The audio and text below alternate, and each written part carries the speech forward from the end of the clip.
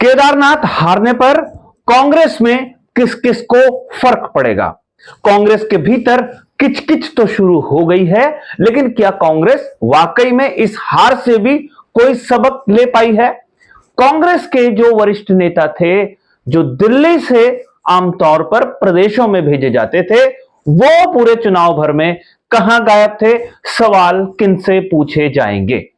ये सारी ऐसी बातें हैं जिसे लेकर आपके सामने मैं हाजिर हो गया हूं। लेकिन मैं आगे बढ़ूं उससे पहले हर बार की तरह मेरा आग्रह, खबर को आखिर तक जरूर देखिएगा।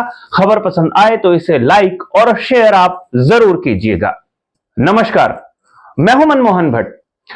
बद्रीनाथ और मंगलौर दो उपचुनाव कांग्रेस जीत क्या गई थी, उसने अपने आप को उत्तराखंड की अगली सत्ताधारी पार्टी समझ लिया था। सारे नेता जीत का श्रेय लेने में जुट गए थे और आगे क्या क्या चुनाव हो सकते हैं उसकी रणनीति बनाने में कांग्रेसियों का ध्यान नहीं था। दिल्ली से लेकर देहरादून तक कोई भी कांग्रेसी गंभीरता के साथ भविष्य की योजनाओं पर काम करता हुआ नजर नहीं आ रहा था। इसके ठीक उलट दिल्ली से केदारनाथ उपचुनाव की पूरी रूपरेखा तैयार की जा रही थी। पूरा नियंत्रण दिल्ली के नेतृत्व ने कहीं ना कहीं अपने हाथ में भी रखा हुआ था। कांग्रेस की जो प्रदेश प्रभारी हैं शैलजा, वो चुनाव प्रचार में तो नहीं ही आई। चुनाव की क्या क्या स्ट्रेटेजी बन सकती थी, इसमें भी उन्होंने कोई योगदान अदा नहीं किया। इसके ठीक उलट बीजेपी के जो प्रदेश प्रभारी दुष्यंत गौतम हैं, वो लगातार दिल्ली का संदेश उत्तराखंड में पहुंचा रहे थे और उत्तराखंड के निवासियों का संदेश दिल्ली पहुंचा रहे थे। इस सामंजस्य ने रणनीति को बेहतर बनाने में मदद की और प्रत्याशी के चयन में भी मदद की। जब कांग्रेस प्रत्याशियों का चयन कर रही थी तो उसमें देखिए, जो पिछला 6 महीने पहले लोकसभा का चुनाव लड़े थे गणेश गोदियाल, उन्हें ही जिम्मेदारी प्रदेश के संगठन ने नहीं दी थी और शैलजा ने हस्तक्षेप करके गणेश गोदियाल को पर्यवेक्षक की भूमिका में रखा। यानी जो प्रत्याशी के चयन के लिए महत्वपूर्ण टीम थी, उसमें गणेश गोदियाल को रखा था। इससे अंदाजा लग जाता है कि कांग्रेस के भीतर संगठन कैसे काम करता है और बीजेपी में संगठन कैसे काम करता है। बीजेपी ने आशा नौटियाल को टिकट दिया, जो 2 बार पहले विधायक रह चुकी थी, निर्दलीय भी अपनी किस्मत आजमा चुकी थी, महिला मोर्चा की वर्तमान में वो अध्यक्ष थी। मतलब बीजेपी से बाहर जाने के बाद फिर से वो बीजेपी में आ गई और उन्हें बीजेपी ने टिकट दिया। कांग्रेस ने मनोज रावत को टिकट दिया, जो पिछला विधानसभा चुनाव बड़े अंतर से हारे थे, 8,500 वोटों के अंतर से हारे थे।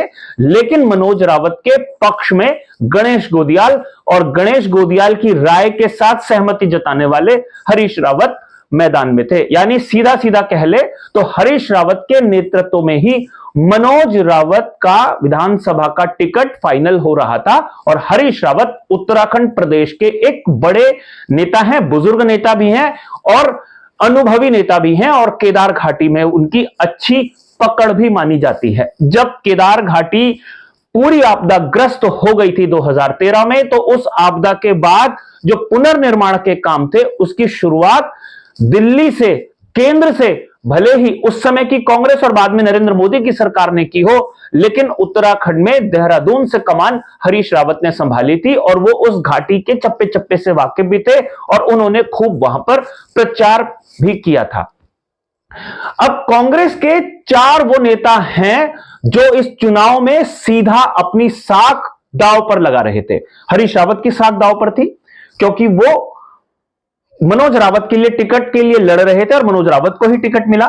गणेश गोदियाल भी मनोज रावत की पैरवी में उतरे थे और गणेश गोदियाल 6 महीने पहले लोकसभा का चुनाव लड़ चुके थे। केदार घाटी में उनका आना जाना लगातार रहा, हालांकि उनका वो क्षेत्र नहीं रहा है, लेकिन अगर गढ़वाल में उनको बड़ी भूमिका चाहिए तो उन्हें हर क्षेत्र में अपनी भूमिका तय करनी होगी, अपना जोश दिखाना होगा। तो गणेश गोदियाल की बड़ी साख दांव पर थी।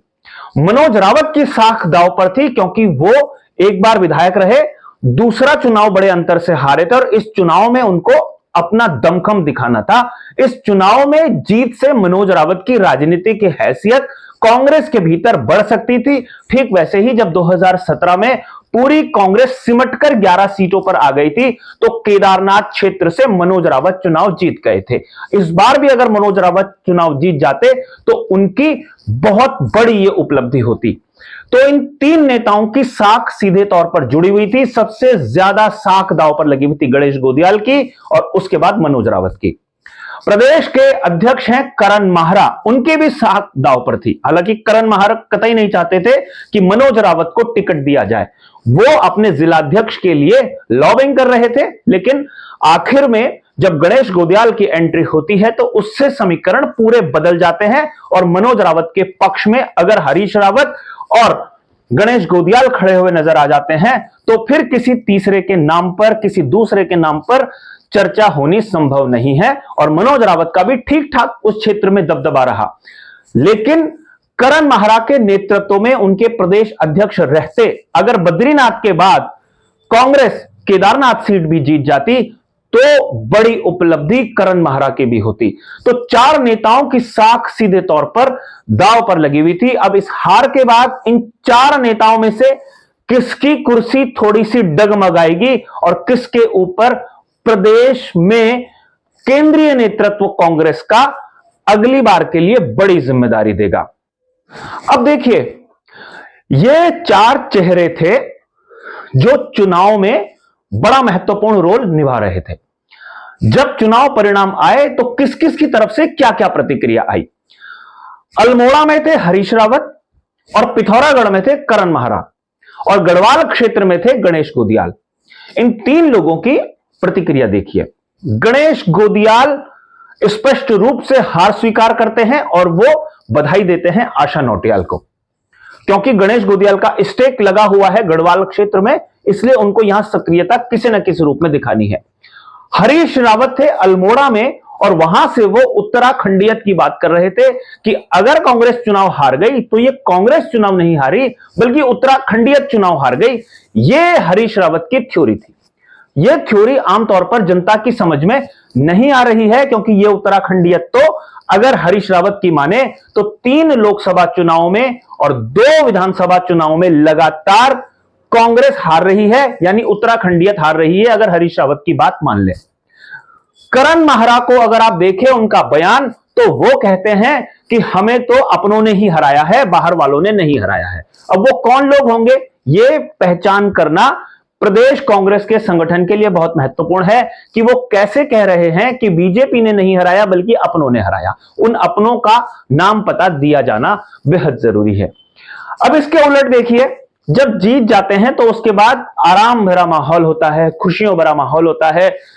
प्रदेश संगठन से लेकर प्रदेश सरकार तक जश्न में डूबी हुई थी। बीजेपी के कार्यालय में भी जश्न था और एक जुलूस की शक्ल में बकायदा मुख्यमंत्री और पूरा जो दल बल था वो प्रदेश कार्यालय में पहुंचा था।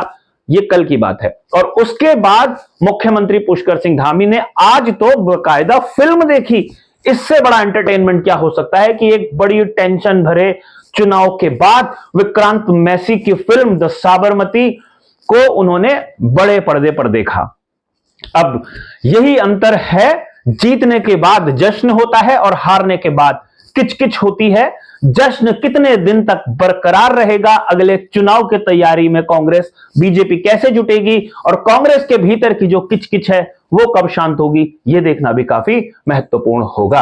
अभी के लिए साथियों इतना ही, लेकिन मेरा आग्रह यह है कि खबर पर अपनी प्रतिक्रिया आप जरूर दीजिएगा और खबर को अगर आपने पसंद किया है तो इसे शेयर करके अपने मित्रों तक जरूर पहुंचाइएगा। अभी के लिए इतना ही, अगली रिपोर्ट में फिर मिलेंगे, तब तक इजाजत दीजिए। नमस्कार।